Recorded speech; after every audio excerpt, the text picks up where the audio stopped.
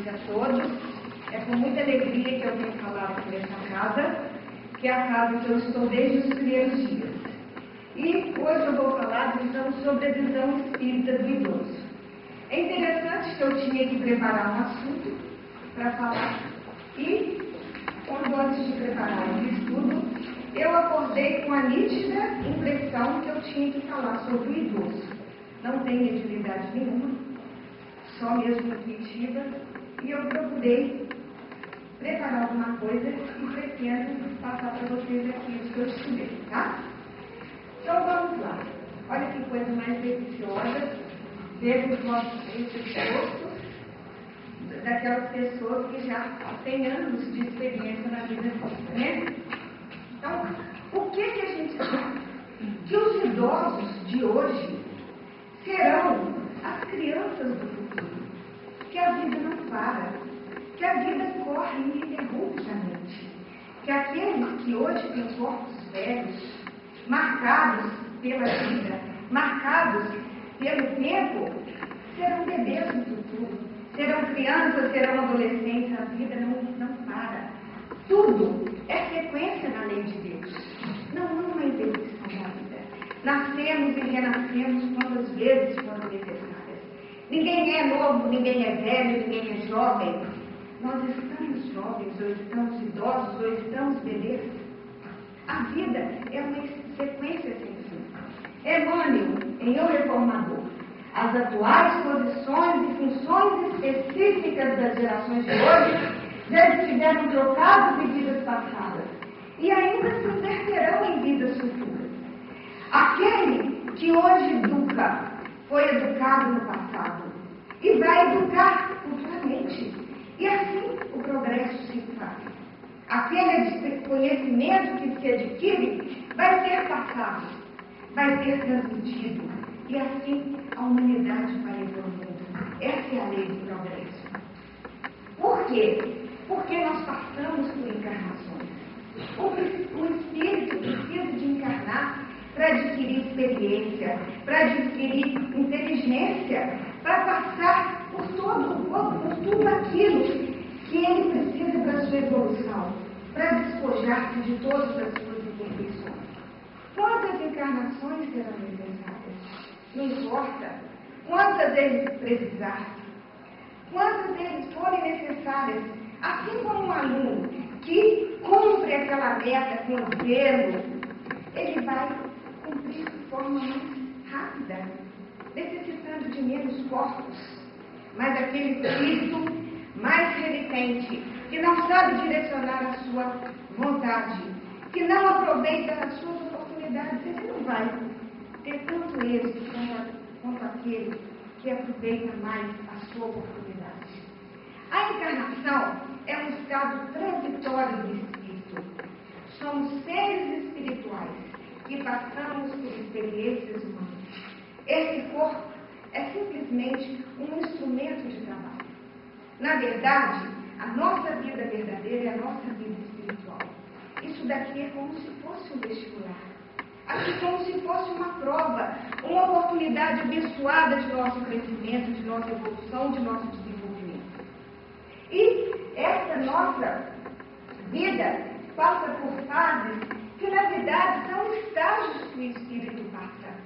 E dentro da nossa encarnação, nós também passamos por etapas que são necessárias ao nosso desenvolvimento, que são necessárias ao nosso aprimoramento. E Deus sabe de tudo. A misericórdia divina sabe de nossas necessidades. Logo que o espírito chega, ele passa pela infância. Gente, não há quem comove com recém-nascido. Numa família que não acolhe, é muito raro. A criança não ser acolhida com tanto amor, com tanto desvelo, com tanto cuidado. Quem acha que aquele espírito, às vezes, tem tantas imperfeições? Quem acha que aquele espírito, às vezes, pode ser o seu inimigo do pretérito? Deus é bom e misericordioso, através do esquecimento daquele espírito, do esquecimento dos familiares, ele nos dá a grande oportunidade de um grande recomeço.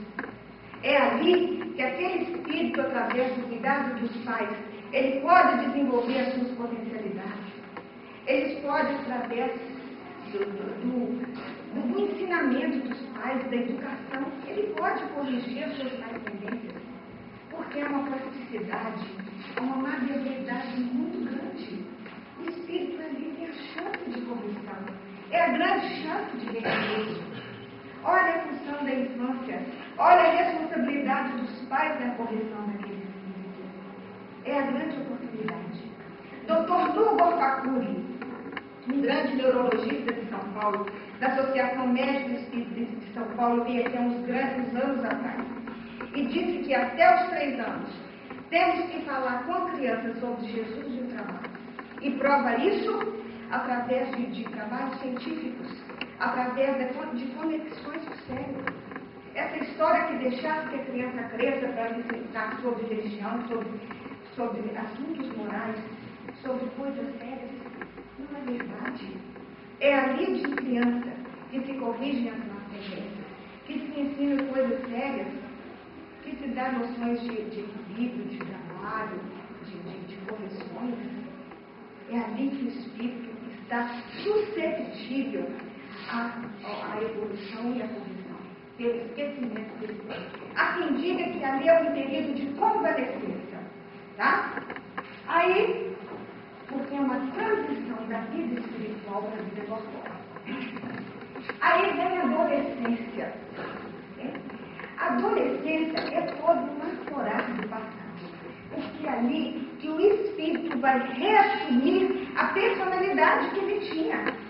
Ele não quer errar mais. Isso de forma inconsciente. Ele vive um tormento de Deus. Geralmente ele sabe. Alterna períodos de calma com períodos de fidelidade, até um pouco de depressão. Já não se sente como criança, mas ainda não tem a segurança de um adulto. Tem períodos de indecisão, tem períodos de incerteza. Daí a importância da presença dos pais, do aconchego dos pais, do diálogo dos pais, porque ele está muito vulnerável. Ele está assumindo a sua personalidade. E aí vem a maturidade, a natureza. Esperava-se que, nessa fase, o espírito tivesse já um certo equilíbrio emocional e físico, o que no nosso planeta que é de provas e criações, nem sempre isso acontece. Nem sempre o espírito já adquiriu todo o equilíbrio emocional e nem todo o equilíbrio físico da natureza. E aí vem a senectude, a idade promessa, a velhice, né? Onde há uma degenerescência, onde há um declínio natural das funções biológicas, onde o corpo já desgastou pelo tempo. Tá? Mas o que a gente vê? Na verdade, a gente vê que muitas pessoas, a grande maioria, chega aos 75, 80 anos, 85 anos, contrariando às vezes esse declínio das funções biológicas, em pleno vigor físico, trabalhando. Por que isso? Né? A história mostra que às vezes isso não se processa em paralelo. Às vezes o envelhecimento das células não se processa em paralelo para aqueles que souberam cultivar o espírito. A pessoa é resultado sempre de si mesmo. Nós somos doutores ou somos o resultado daquilo que a gente investiu durante toda a nossa vida. Tanto do ponto de vista biológico, do ponto de vista moral, do ponto de vista psicológico e do ponto de vista espiritual. Nós vamos mostrar isso. Vamos tentar mostrar um pouquinho ao longo da exposição. Tá? Chico Xavier, gente, trabalhou até o limite das suas forças. Com quantos anos que Chico morreu, quem sabe? 92. 92 anos. Trabalhou até o fim. Divaldo, quantos anos que Divaldo tem? 84. Alguém tem visto Divaldo ultimamente? A aparência dele é com 60 e poucos anos. A última vez eu não pude ver, a última vez que eu vi, ele tinha, além da exposição de Juiz de Fora, os próximos dias consecutivos eram de exposição no Rio de Janeiro, em plena atividade, divulgando a doutrina, viagens longas,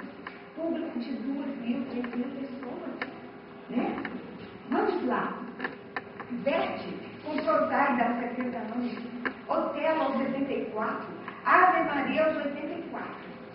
Picasso pintou até 92 anos. Churchill foi a alma da resistência da Grande Guerra aos 70 anos e contribuiu em trabalhos de assistência social até os 90 anos. Einstein, Thomas Edison, Bassett, Klein, todos trabalharam ativamente após os 70 e 80 anos. Então, mostrando que envelhecimento não pode não se processar para aquele que investe em si mesmo. Tá? Então, bom, o que se entende por idoso? Tá? Eu fui buscar isso lá no Aurélio. Olha, ninguém aqui que ouve essa palestra se admite ser chamado de velho, depois que passar os 70 anos. Porque olha o que é velho, gente. Ninguém chama ninguém mais de velho. O máximo que pode ser discutido é falar assim, ai, que velhinho bonitinho. Porque olha só, velho é um adjetivo que é gasto pelo uso, antigo, usadismo, antiquado, obsoleto e arcaico. Então, é severamente pejorativo. Não pode se falar isso. Idoso, simplesmente, é um substantivo masculino do homem que tem muita idade. Então, ser velho é questão de livre-arbítrio. O que seria um velho? É aquele que perdeu a alegria pela vida. É aquele que só pensa em dormir, que não quer fazer mais nada, que não quer ensinar mais nada, que não pensa em fazer mais nada pela vida, que os dias não são vividos, simplesmente são tolerados. Isso quer ficar velho. Alguém aqui quer ficar velho? Alguém pretende ficar velho aqui? O que é o idoso? O idoso é aquele que, apesar dos desgastes das células, ele sente-se abençoado por ter tido a oportunidade de passar pela experiência de um corpo já com anos de existência. Isso é uma oportunidade abençoada, porque nós, espíritos eternos, temos que passar por todas as experiências. Se não nessa vida, em outra, com certeza, nós vamos ter que passar por essa experiência de ter um corpo marcado pelos anos. É aquele que quer aprender a qualquer época. É aquele que quer atualizar por qualquer época. Que quer vivenciar os dias. Que quer sempre ensinar. Que quer participar da vida de forma ativa. Que sabe que é um espírito eterno. Que a vida vai continuar plena, seja como encarnado, como desencarnado, independente da religião, independente da fé que ele professa. Então, ser idoso ou ser velho é uma questão de escolha. Verdi, Einstein, Churchill, Chico Xavier, não são velhos, são idosos. São pessoas marcadas pelo tempo, mas que têm uma postura de esperança, de fé, de construção perante a vida. Certo? Então, lá. A realidade física do idoso. É óbvio que o idoso vai ter os sinais da marca do tempo. Certo?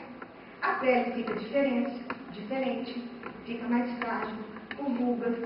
O cabelo fica branco só no homem. A mulher não tem cabelo branco. Concorda, menina? Só a mulher que quer que tem cabelo branco. Só o homem que tem cabelo branco, a mulher não. Diminui a força muscular. Por isso que a Márcia tem que ser mais lenta, mais pausada. Né? E há uma tendência ao aparecimento de doenças degenerativas, dos tumores, da hipertensão, da diabetes, da artrose, da artrite. Há uma tendência que pode ser controlada. Porém, hoje existe até a medicina anti-envelhecimento, que tenta diminuir o impacto da idade sobre os corpos, que estão envelhecendo. E é uma coisa que a gente tem que pensar muito. Antes falava que o Brasil era um país de jovens, você lembra disso? Quando eu era adolescente, o Brasil é um país de jovens. Só que nós envelhecemos. E já estão pensando como fazer para diminuir a ocorrência de doenças, para preservar a saúde. saúde, para prevenir as doenças. Então, já tem medicina para isso. Você vai no médico, não é para corrigir as doenças, não. Para evitar a osteoporose do futuro, para diminuir a sua doença cardiovascular. Essa é a medicina do futuro. Né? O idoso já não tem tanta necessidade calórica. Ele já deveria ingerir muito menos. Por que os japoneses e chineses têm muito? Porque eles ficam lá comendo caldinhos, legumes, geralmente peixe, pouquinha quantidade. Então eles ficam magrinhos e vivem muito. Infelizmente a gente está copiando o modelo americano. Muito carboidrato, muita gordura, muita caloria. O que tem trazido malefícios para os brasileiros. Mas é isso que é o futuro que deveria ter. Então há uma decadência progressiva do organismo com a idade, há uma tendência ao aparecimento das doenças, das vísceras, das tendinites, tá? E uma mudança das características físicas, como eu já falei, cabelo branco é só no homem, viu? E uma perda da capacidade reprodutiva da mulher. Isso daí é complicadíssimo. A minha profissão me permitiu isso. Nem todos os casais conseguem conviver bem com isso, principalmente com a perda da função sexual. Isso, às vezes, o casal tem uma vida plena, maravilhosa, criou filhos, teve uma dificuldade muito grande de construir uma família e não sabe conviver com as limitações da idade. Já vi casais se desentenderem, até separarem por causa de limitações nessa esfera. Mas nada impede que a pessoa tenha um convívio fraterno, amigo, aconchegante, apesar das limitações na esfera reprodutiva, na esfera sexual. Às vezes muito difícil. O homem é muito ligado ainda ao corpo materno. Tá? Há uma diminuição da capacidade mental. Dos 20 aos 50 anos, diminui muito a substância cinzenta. Dos 70 aos 90, diminui muito a substância branca do cérebro. Cerca de 7 a 8% dos neurônios e do peso do cérebro diminui com a idade, depois dos 70 anos. Mas o que a ciência não entende muito bem é que, apesar disso, os idosos chegam numa idade, apesar dessa diminuição do cérebro, apesar dessa diminuição das substâncias brancas e cinzentas, a maioria chega aos 75, 85 anos com uma boa capacidade intelectiva. Por quê? Porque o que é o cérebro? O cérebro é como se fosse uma grande rede elétrica. Tem um neurônio aqui, tem outro neurônio aqui, e um comunica com o outro como se fosse uma rede elétrica. Essa comunicação entre o neurônio e o outro chama sinapse. Quanto mais sinapses, maior informação o cérebro é capaz de produzir e de processar. E o cérebro é capaz de produzir sinapses em qualquer idade. 50, 70, 90, 100, independente de qualquer idade, desde que seja estimulado. Então, a receita para manter um cérebro lúcido, ativo, é sempre mantê-lo funcionando. Então, estou esquecida, me dá um remédio. O remédio é ler, estudar, estudar computador, estudar música, aprender, formar exercitar. Essa é a receita. Essa é a receita de bolo. Para a gente manter a mente muito ativa. Se você começar o remédio, você vai ter mal, você vai esquecer de tomar um remédio.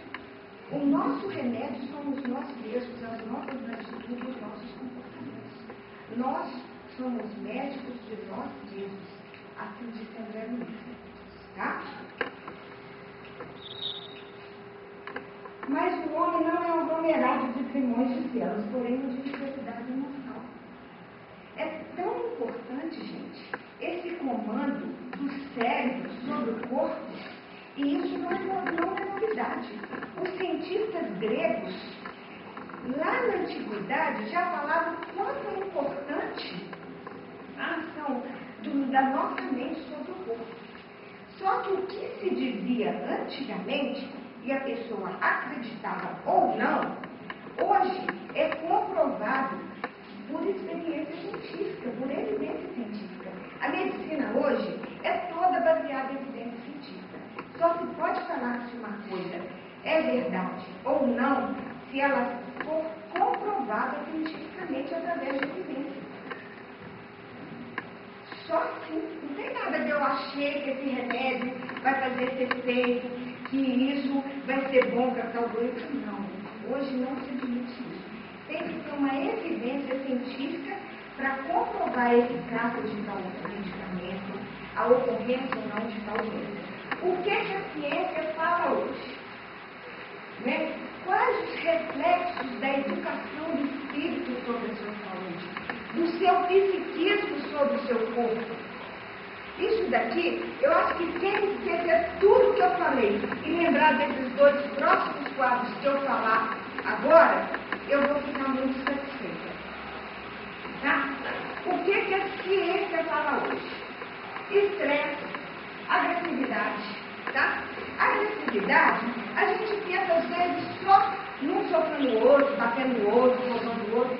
Gente, agressividade às vezes se manifesta das formas às vezes tão sutis. É um olhar que você passa para o outro, é um canto de boca que você olha do seu irmão, do seu pai, da sua mãe, do seu colega de trabalho. Às vezes a gente manifesta agressividade de forma muito sutil. Não é dando soco de uma outra pessoa. Estresse tem hoje que não está, de uma certa forma, ligado a uma forma estressante. Paixões perturbadoras, né? Rebeldia. Nossa, rebeldia. Como que às vezes a gente é rebelde? Quantas manifestações de rebeldia? Desde isso a inconformação. Às vezes a gente não conforma com muita coisa. Eu tenho muita pena da pessoa que não conforma com alguma coisa. Não conforma porque o filho é desse jeito, não conforma porque o marido é assim, não conforma com a posição que tem, não conforma com o trabalho que tem, não conforma porque o colega do centro não é do jeito que queria. Então, quando a gente não conforma com uma coisa que não pode mudar, a gente está cometendo um ato de rebeldia. E a gente está sempre sofrendo. Ambição desmedida. Ambição desmedida. Aquela pessoa que sente-se além do que pode. É uma ambição que é boa, né? A ambição de querer estudar, fazer uma faculdade, querer evoluir. Olha que ambição boa, quero evoluir, vou corrigir tudo que mundo tem vida evoluir. Mas é a ambição desmedida, aquela ambição mórbida de querer ter o que não possui. O que isso causa no nosso organismo? Gente, isso é trabalho científico, não sou eu que estou falando. Ó, o que isso libera no nosso organismo? Toxina, substâncias tóxicas. Imagina se uma pessoa durante a vida inteira mantém esses sentimentos no seu psiquismo. Ela está a vida inteira se intoxicando.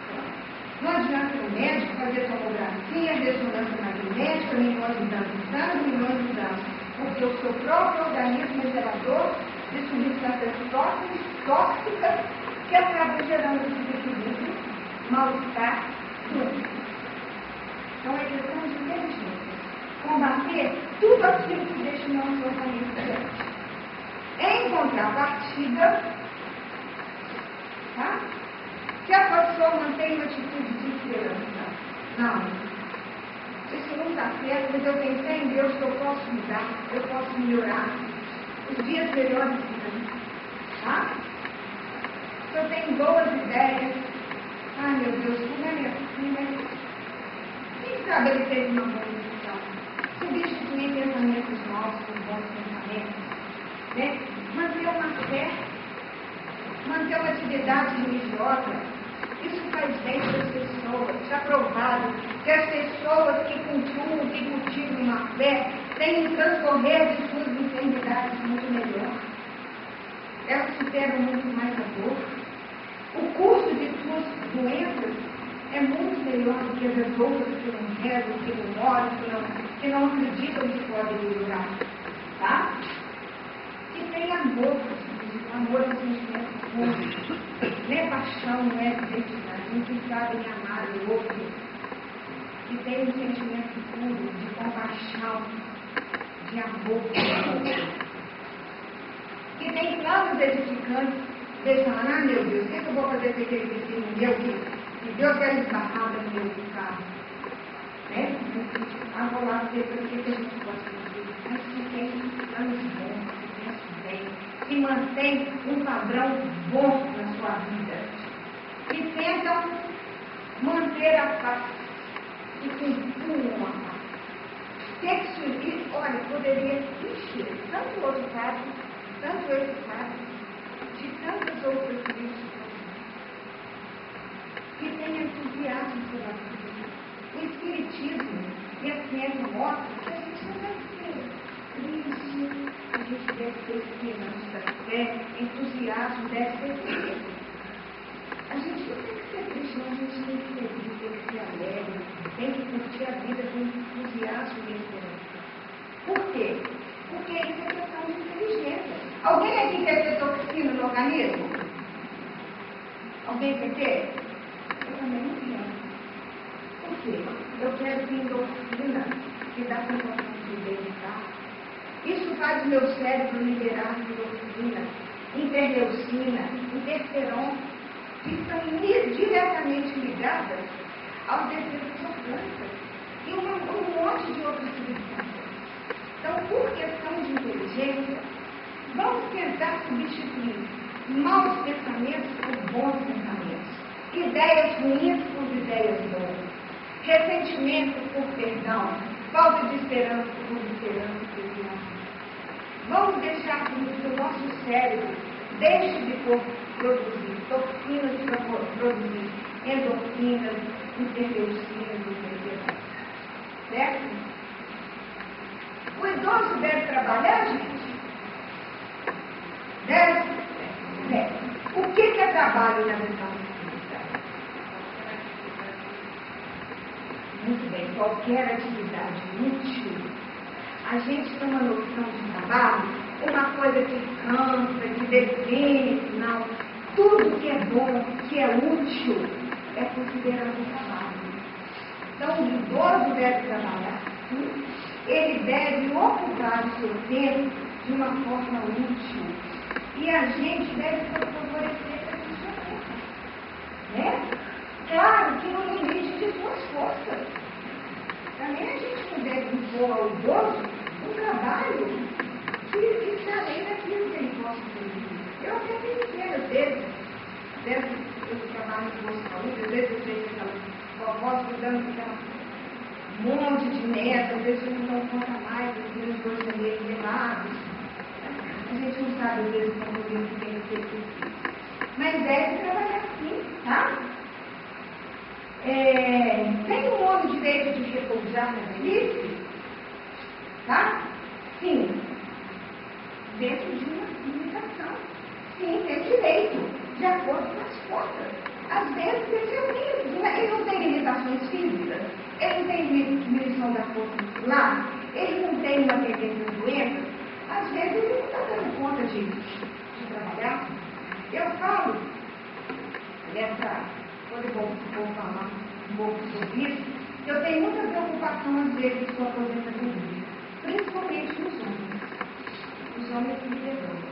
Porque a mulher, quando aposenta, mesmo as que trabalham fora, elas têm uma tendência a ficar mais em casa, arrumar em casa. Alguém aqui realmente fica todo em casa. Sempre a mulher ocupa o tempo de uma forma mais útil. Se o idoso tem uma tendência viciosa ao jogo, à bebida, ele fica com o tempo mais ocioso na vida dele. Então, pode ser que ele, em vez de aproveitar o seu tempo de uma forma útil, eu tenho, às vezes, um pouco de receio que ele possa se entregar a uma coisa desse tipo. É complicado, tá? E aquele idoso que não pode trabalhar e que não tem ninguém que pude para ele, de quem é essa obrigação? É do governo? governo? Gente, eu estou colocando dentro das medidas de cabeça. Não, essa obrigação é nossa. É nossa. O forte deve trabalhar pelo fraco. Não é do governo. O governo também, claro, que ele tem o seu compromisso, porque ele arrecada para isso, mas essa obrigação é nossa. Não tendo eixo família, sociedade deve fazer as vezes dessa. É a lei da caridade. Isso não nos exime da responsabilidade de visitar e lá ter uma atitude de aconchego. É nossa responsabilidade de acolher, de acudir aquele idoso que não tem ninguém comigo. Tá? Núcleo familiar do idoso. Fator preponderante do espírito. Por quê?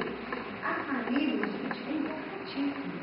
É porque ali que nascem os afetos, os desafetos, as antipatias, as simpatias, todo mundo junto. Para vivenciar aquela experiência. Para crescer junto naquele mundo. É fácil? Vocês acham que é fácil viver em família? Não é fácil. É muito difícil. Muito difícil. Mas esse laço familiar é muito forte. Porque às vezes aquele que se distancia dele acaba voltando. Mesmo que só não quero saber mais da minha família, mas acaba emocionalmente ligado. Porque é muito importante. É muito forte o laço familiar. Porque a gente nasce com aquele compromisso. A gente quer que dê certo. É frustrante quando não dá certo, a gente vai voltar e tem que vivenciar aquilo de novo. Por quê? Porque a gente ainda está em evolução. Nós somos emocionalmente frágeis. Nós temos muitas dificuldades. A gente vem sabendo que a gente vai ter aquela dificuldade. Mas chega aqui, a gente acaba enfraquecendo, acaba não dando muita conta. E o nosso idoso está inserido na nossa casa. Às vezes são 3, 4 gerações. Tem o idoso, o pai e a mãe, os filhos, um bebezinho, está todo mundo junto ali. Tudo daria certo se todos respeitassem as diferenças, os gostos, as tendências, a vontade de cada um, o direito de cada um. Mas isso acontece na realidade? Isso acontece. Vocês imaginem se o idoso que está lá sozinho, ninguém liga para ele, falar que arrumou uma namorada. Como que vai ser? Ainda mais se ele tiver dinheiro. Alguém vai aceitar? É complicado. Cada um, as reações das pessoas refletem os componentes morais do grupo. E essas reações nos surpreendem muito. Na verdade, ninguém é melhor ou pior. É diferente. Às vezes, aquele que para nós é um problemático, num momento complicado da família, é o que vai cooperar mais, é o que vai ser menos preconceituoso, é o que vai ajudar mais, é o que vai entender mais, é o que vai falar menos. Então, as pessoas são piores ou melhores, são diferentes, e o nosso idoso também se necessita, né? Atenção às mudanças significativas de ordem física, emocional e espiritual dos idosos. Porque aqui ele tem fragilidade e está relegado a um cantinho lá. Um quartinho escuro, ninguém liga para o que ele fala, ninguém me dá atenção, ninguém aceita a opinião dele. Vocês sabem da palavra chinesa? A velhinha tinha um problema neurológico e ela estava com muita dificuldade de execução. E tinha a mãe, o pai, a velhinha, a senhora idosa e a menininha. E na hora da retenção era uma confusão. Porque a velhinha, com a dificuldade de deglutição, acabava fazendo barulho e às vezes deixava escapulir um pouquinho de alimento. E a filha ficava muito, mamãe, que é isso? Não pode. A princípio, arrumou uma para tudo. Mas a situação ficou insustentável, não dava mais. Não dava, na hora da refeição, aquele barulho, caindo pela mesa, não tinha jeito. Fez uma mesinha, colocou a mãe no cantinho, para que as refeições ocorressem em paz. E a mamãe ficou quietinha lá, comendo, fazendo seu barulho, caindo. Até que um belo dia, a pequenininha está quietinha, brincando com uns pedacinhos de madeira. A mãe chegou: oi filha, está brincando? Não, mamãe, estou fazendo chuvezinha para quando você ficar velho. Porque a gente ensina muito mais pelas atitudes do que com palavras. A filha tinha entendido que aqueles que têm dificuldades devem ser relegados aos filhos. Tá? O relacionamento respeitoso deve ser recíproco entre todas as pessoas. Gente, idoso é sinal de rabugice? É? Nem sempre. Tem muitos idosos que são mesmo enjoados, rabugentos, mas tem muitos jovens que também são. A gente vê as duas coisas. Idosos implicantes, rabugentos, implicantes com jovens. E às vezes a gente vê idosos calmos, respeitosos, compreensivos, ao lado de jovens criadores de casos. Não tem nada com idade, não. É o espírito que traz ou não essas características, e não o idoso, tá? Atitudes fraternas, positivas, construtivas, altruístas ajudarão ao espírito imortal. Às vezes precisa de muito pouco para a gente fazer uma pessoa feliz. Às vezes daquela pessoa da família da gente, a gente vai lá, leva uma coisa gostosa, faz uma pequena visita, como a pessoa fica agradecida, e a gente é tão econômico nisso. Ninguém se priva de ir para uma festa, para um show, mas para ir para o Deus, a gente é econômico. Precisamos cuidar.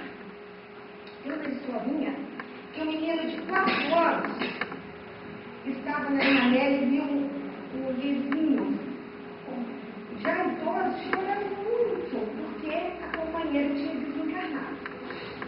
E a mãe está olhando. O menininho saiu correndo, ficou sentadinho no colo do velhinho. Velhinho no sentido carinhoso, e não pejorativo daquilo que a gente aprendeu. Ficou sentadinho no pepão. Enquanto o velhinho não parou de chorar, o menininho não saiu do colo dele. E a mãe só ficou observando lá. Na hora que ele chegou, ela falou: meu filho, o que você falou com ele? Nada, mamãe. Eu só fiquei no colo dele. Aquela criança foi sensível ao ponto de saber que naquele momento ele precisava de uma conchega, de um carinho. E ele percebeu que ele seria o carinho, sentar no colo e ficar ali quietinho até que ele senhor parar de chorar. Sensibilidade que às vezes o adulto não tem. São pequenas atitudes, pequenos gestos, pequenos carinhos. A gente tem que saber amar mais, saber ser mais fraterno, saber ser mais carinhoso, mais afetivo. Nós temos que aprender mais isso. Isso faz as pessoas felizes. São atitudes fraternas. Tem a terapia do abraço. Está provado que durante o abraço a gente troca uma quantidade muito grande de energia. Eu tenho certeza que ali estão liberando endorfinas e biotoxinas e interferências. Então, é muito mais fácil na vida da gente, inclusive o idoso da gente, né? O idoso tem outras formas de atuar na sociedade. Gente, olha que coisa gostosa, não deve depender de despertador, né? Deve ser muito bom. Olha que coisa boa poder viajar, ter outras formas, ter mais liberdade para atuar na sociedade, para ter assistência social. Então, ele pode aproveitar muito mais desse tempo disponível para ter muitas coisas úteis, inclusive para a sociedade. Atuar melhor no centro espírita. Tem muita forma legal. O intercâmbio entre as gerações faz com que a sociedade mude. o idoso tem experiência. E o jovem traz inovação. É assim que progressa o país. Aqui a sociedade vai mudando, vai aprendendo, isso é super importante conversar. Né? Tem os cuidados, e o idoso, olha que coisa interessante, tem a oportunidade de ser vovô e ser vovó. Olha que coisa interessante. Para o jovem, o avô e a avó significa história viva. Os casos que ele conta são super importantes, porque o avô que conta isso para o neto, o neto no futuro vai fazer a mesma coisa com os filhos dele. Por isso é importante o avô manter atualizado, manter sempre interessante. Para ele ser uma pessoa, o neto é uma pessoa sábia. É tão importante quanto o neto tem aquele carinho, aquela confiança no avô. A importância de ser idoso, de estar sempre investindo, tentando aprender. Né? E o cuidado com os filhos, honrar pai e mãe. Isso é tão importante, gente. O mesmo cuidado que o pai tem com o filho, quando criança, até que o filho se torne independente, os filhos devem ter com os pais na velhice quando eles são casados. Muito importante isso. Sejam os pais quem forem. Sejam quem forem. Não tem essa, meu pai é chato, meu pai é vicioso, meu pai não foi bom pai. Não importa. Sejam quem forem. Porque nós temos que ser eternamente agradecidos ao nosso pai e à nossa mãe. Eternamente. Não importa. Honrar pai e mãe é como se fosse uma lei. Não importa quem eles foram ou são. Porque receber um corpo é uma bênção imensurável do Espírito. É uma oportunidade que não se mede. É importantíssimo. É tão importante que Jesus exemplificou isso quando, na época do seu desencarne, ele entregou Maria para que João cuidasse dela. E a codificação é muito clara, muito clara. Deus teve um amor filial e paternal, uma lei natural, para que as pessoas se amassem e se cuidassem reciprocamente. Então, isso é como se fosse uma lei do Espiritismo. Quem deixa de cumprir isso, está deixando de cumprir o compromisso que a gente tem de agradecimento, de respeito ao pai e mãe. Né? Eu tinha até preparado um vídeo aqui daquele filme, mas infelizmente não deu para passar no filme Meu Pai, Meu Herói, em que o pai pergunta já velhinho, repetidas vezes o filho: filho, o que é isso? Um pássaro. Filho, o que é isso? Um pássaro. Filho, o que é isso? Um pássaro, já te falei, um pássaro em vida. Seriamente rica. O pai vai lá, busca um diário, e ele diz: meu filho hoje tem 3 anos. Ele me perguntou repetidamente o que era o pássaro. E durante 21 vezes eu respondi para ele que era o pai. E cada vez que eu respondia, eu abraçava ele. É muito amor. Então a gente sempre deve ter amor, respeito, carinho, zelo, cuidado com os nossos pais. Sempre. Tá? Me deu um papo. Não. O limiar da vida física. Tá? O idoso recapitula seu conteúdo existencial sem as ilusões da juventude. Gente, você já viu idoso preocupado com moda? Você já viu quando tem aquela buca de liquidação, o idoso está lá preocupado com aquilo? Isso já passou. Já não tem importância mais. Ele já preocupa com o que é importante para a vida dele. Ele já está mais espiritualizado. ele já vê que muitas coisas que passaram já não tiveram importância para a vida dele. Ele já tem outro patamar da existência. Tá? Já no finalzinho, já próximo de desencarne, ele já tem as percepções dilatadas. Costuma, às vezes, nem distinguir muito bem quem é o vivo, quem é o encarnado, quem é o desencarnado. Quase todos aqui devem ter histórias de alguém que já, em período de passagem, já começou a relatar a presença de um pai, de um cônjuge, de um filho, que já estava no mundo espiritual.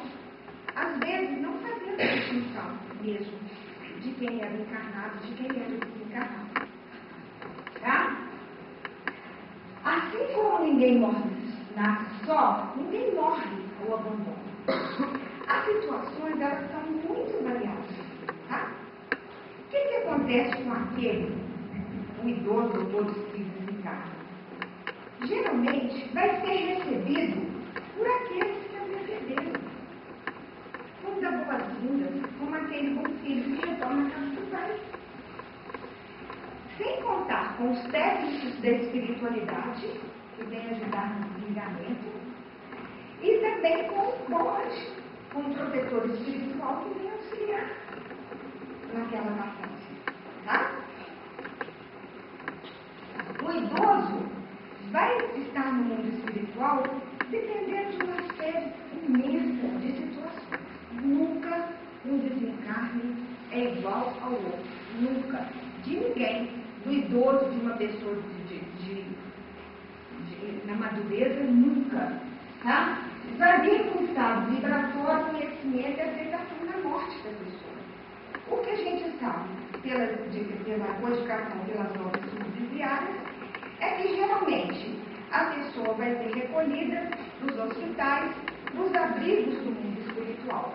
E dependendo do estado vibratório, ela vai ter uma adaptação mais rápida ou mais longa no mundo espiritual. E quanto aos sinais de senilitude? Aquele que morre com um corpo muito velho, ele vai ficar sempre assim? Vocês acham que fica? Não, geralmente não. Se ele é um espírito muito evoluído, ele tem um poder mais rápido de voltar à sua forma, mais ou menos da madureza, da forma que ele tem. É mais ou menos de madureza. Se é um estado de média evolução, ele vai demorar um tempo para desfazer daqueles sinais de um corpo envelhecido, nem os sinais da senilitude, da velhice. Mas acaba voltando, adaptando e tendo no perispírito aquela forma de uma época da vida de um corpo mais ou menos de madureza. Ou, ao contrário também, se desencarnou muito jovem, ele pode adaptar àquela época da vida que ele fez, né? Nos planos inferiores, às vezes esse processo demora um pouco mais, ele pode ficar muito tempo ainda com aquele sinal. Então, depende de uma ampla variedade de situações. Mas ele não vai ficar o tempo inteiro com aquela aparência, com julgamento, com os cabelos brancos. Há uma adaptação para a nova vida. Tá? Tá? O que é a luz do Espiritismo a gente conclui? Né? Que as fases da vida, seja ela infância, adolescência, maturidade, velhice, estão interligadas, subsequentes, interruptas. Que nós estamos continuamente vivendo o nosso processo evolutivo. Que não tem como dar importância a uma fase mais que a outra. Tá? Que as diferentes idades são uma extensão da alma. De toda idade tem sua flor, toda idade tem seu fruto. Tudo é importante para a evolução do espírito. Nós temos que passar por todas as experiências. Nós somos espíritos imortais. E ninguém exime da nossa responsabilidade, da nossa necessidade evolutiva. Ninguém é mais importante, o adulto, a criança, o idoso.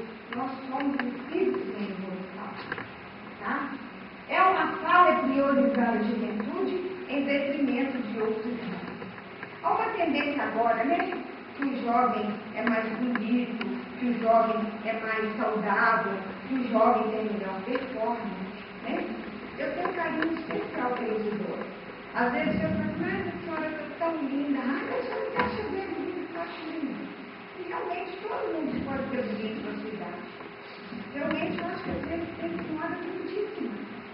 Por que a gente não pode achar uma pessoa de uma determinada idade linda? Porque às vezes são lindas mesmo. Você é uma criança linda, o idoso pode ser lindo. Uma idade nunca é mais importante que a outra. Bom é quando eu era jovem, vamos saber valorizar aquele estágio que a gente está. Vamos viver intensamente o estágio evolutivo que a gente está. Com as nossas limitações, com as nossas restrições. Vamos saber vivenciar o momento e o lugar que a gente está. O processo evolutivo que a gente enfrenta. Aos doentes desde a infância, ou acometidos de limitações da senectude, exercer o amor, proteção, amparo, conviver em família. Tentar comparar, abraçar o nosso idoso como uma oportunidade de trabalho. Se ele tem saúde, ótimo, que bom. Se ele não tem, veja isso como uma oportunidade de servir, de trabalhar em prol daquele espírito que está no nosso. É uma grande oportunidade de trabalho. Deus nos deu essa oportunidade para que aquele idoso está doente no nosso nome. Vamos fazer com Deus e amor. Tá? Caso não sejam familiares, não há no dever social de mantê-los, caso desejem visitá-los, ampará-los, suprindo as necessidades materiais e espirituais. Então, gente, o que eu queria com isso?